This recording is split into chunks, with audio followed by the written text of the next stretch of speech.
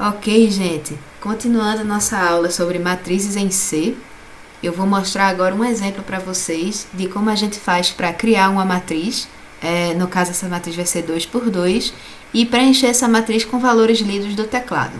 Isso vai ser um programa que a gente vai fazer muitas vezes, então eu quero que vocês prestem bastante atenção para a gente entender bem e não ficar com nenhuma dúvida, ok?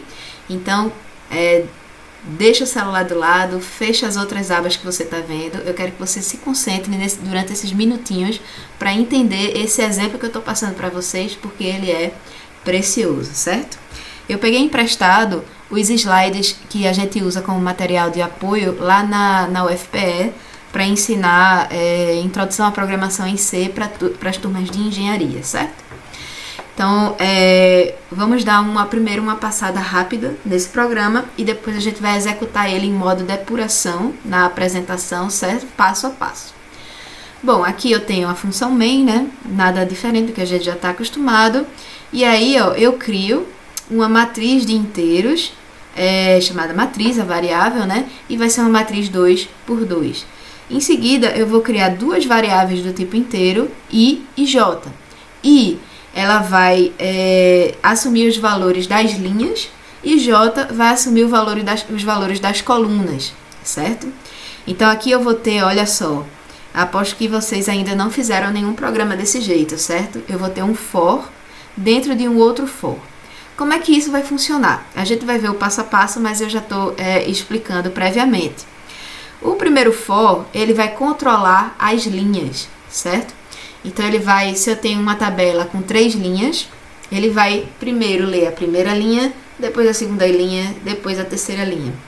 Acontece que na primeira linha, a gente vai ter as colunas, certo? Porque o elemento da primeira linha vai ser um vetor também.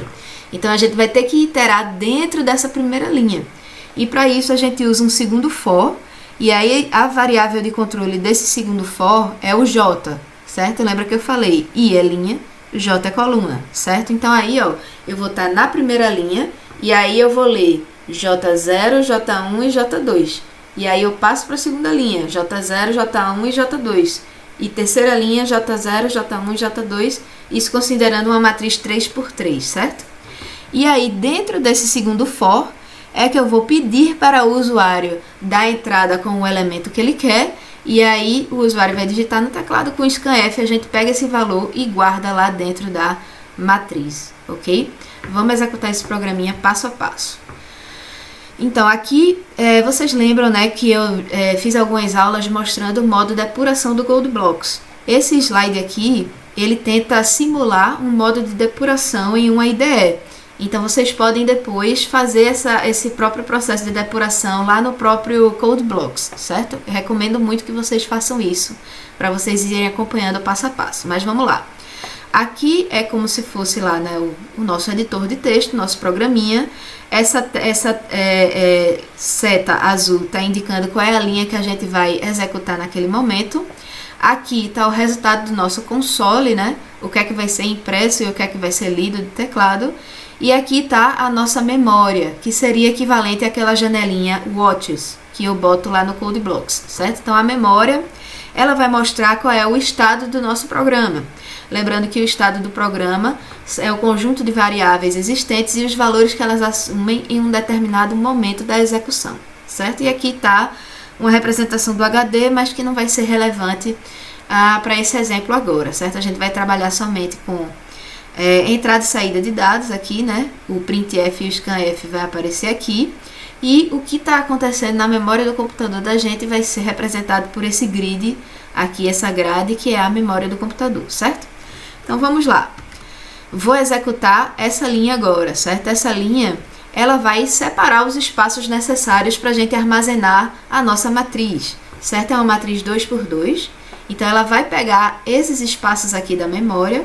Lembrando que esse espaço aqui vai ter dois índices, 0, 0, depois 0, 1, 1, 0 e 1, 1, certo? Então, o espaço já está reservado, mas por enquanto não tem nada significativo, nada de valor armazenado lá dentro. Até vai ter, né? A gente vê que quando a gente vai executar no depurador do CodeBlocks, lá na janelinha Watches, vai ter uns valores malucos lá dentro, mas que não serve pra gente. A gente vai pegar os valores do teclado que o usuário vai digitar, certo? Vou criar mais duas variáveis, que são as variáveis de controle do laço, certo? I e J. Lembrando que I é linha e J é coluna. Também, ó, até agora eu não coloquei valor em nada, certo? Até agora tá tudo vazio aqui. Vou começar a colocar os valores dentro das variáveis nesse momento. Ó. Quando a gente passar para a linha do for, a gente está atribuindo o valor 0 na variável i. E o que acontece é exatamente isso, né? Lá na janelinha do i vai ter o valor 0.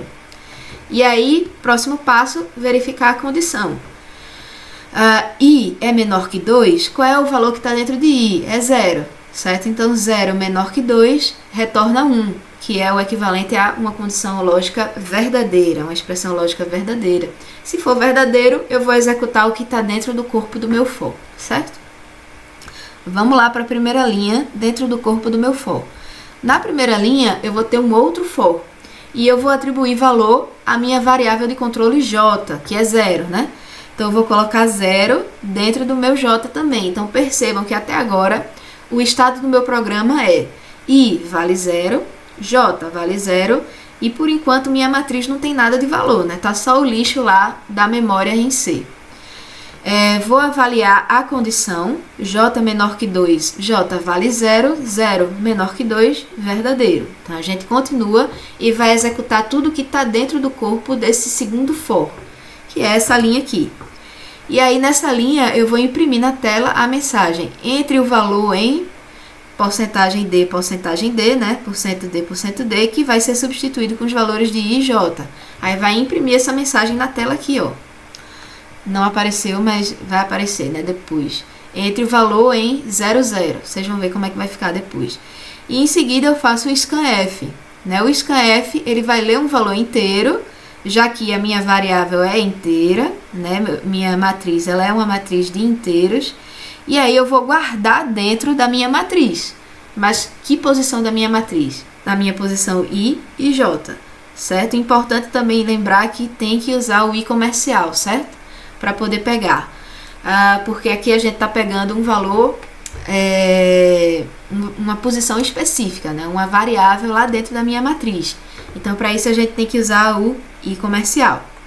Então, ó, quanto vale I, quanto vale J?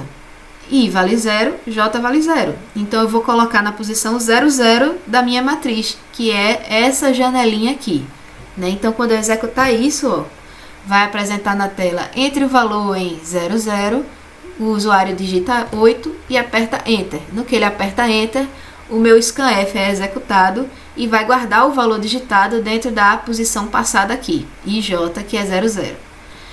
Ok, gente? Tudo tranquilo até então? Se não estiver tranquilo, né, volta para o começo do exemplo e assiste de novo, porque a gente vai continuar aqui, certo? Para vocês não se complicarem mais. Bom, eu terminei de executar o bloco de comandos que está dentro desse for. Aí o que é que acontece? Ele vai voltar para o começo do for. Ele vai incrementar o vai incrementar a variável j, né, j++.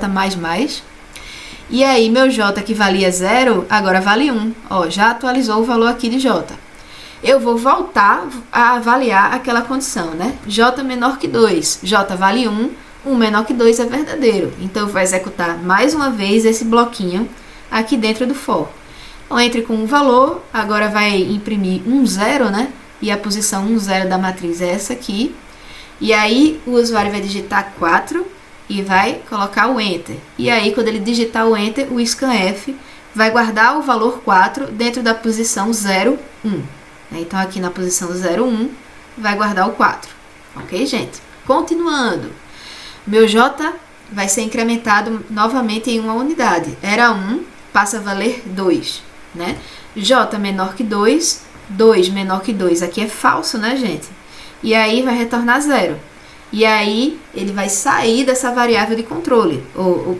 Vai sair dessa estrutura de repetição, né? E aí a gente vê, ó, que abre chave aqui, fecha chave aqui. Então, ele vai voltar a executar o for de fora, digamos assim, né, que é mais externo. Já terminou, né, não tem mais nada aqui, ó, entre essa chave e essa chave, então ele vai voltar para o início do for, onde ele vai incrementar o i dessa vez, certo? Então o i valia 0, agora o I vale 1. Reavaliando minha condição, I menor que 2 é verdadeiro, né? I vale 1, 1 menor que 2 é verdadeiro, então eu vou executar novamente tudo isso aqui. Quando eu voltar lá para dentro, o meu J ele vai ser reatribuído 0, certo? Então eu vou começar tudo de novo, usando agora o I1 e o J0. Por isso que a gente consegue percorrer toda a matriz, né? Primeira linha, segunda linha, terceira linha e assim por diante. O J vale 0, 0 menor que 2 é verdadeiro, vou pedir para ele entrar com o valor 1, 0, que é esse elemento aqui da minha matriz. Imprimiu aqui na tela, né, o printf, entre com o valor em 1, 0, o usuário digitou 7, apertou Enter, o scanf foi processado, foi executado e armazenou dentro da posição IJ, que é a posição I0, o valor 7. Ok, J valia 0, agora J vale 1. 1 ainda é menor que 2, a condição é verdadeira, então vou imprimir novamente a mensagem na tela, entre com o valor em 1 agora, e o usuário digitou aqui 2, apertou Enter, e vai ser armazenado o valor 2 dentro da minha matriz na posição 1, certo? Ok, terminei o meu for aninhado, volto para a condição, o J agora vai valer 2, e a condição vai passar a ser falsa, né? J vale 2, 2 menor que 2 retorna 0. Então eu saio do meu for interno, né? E vou reavaliar o meu for mais externo. Meu I valia 1, agora ele vai ser incrementado em uma unidade e vai passar a valer 2 na memória do computador. Quando eu for reavaliar a condição, 2 menor que 2 é falso, e aí finalmente eu saio desse for, e aí tudo lá dentro, né? A condição final é essa aqui, ó. Minha matriz vai estar preenchidinha, do jeito que eu queria, com os valores digitados pelo teclado, né? 8472. Ok, gente? Então, recomendo que vocês peguem esse programinha aqui. Eu vou colocar esses slides no Classroom, né? Então, eu recomendo que vocês digitem esse programa, né? Se esquecerem o passo a passo dele, tem o código para vocês consultarem. Mas executa esse programa em casa para ver o resultado que ele vai imprimir na tela. E se vocês puderem também executar ele no modo depuração, para ver o passo a passo do jeito que eu estou mostrando aqui para vocês, certo? Com isso a gente terminou a parte teórica de matrizes, mas eu vou fazer alguns vídeos com exercícios, certo? Então, se você quiser fazer exercícios, aperte o play e a gente se vê no próximo vídeo. Um abraço!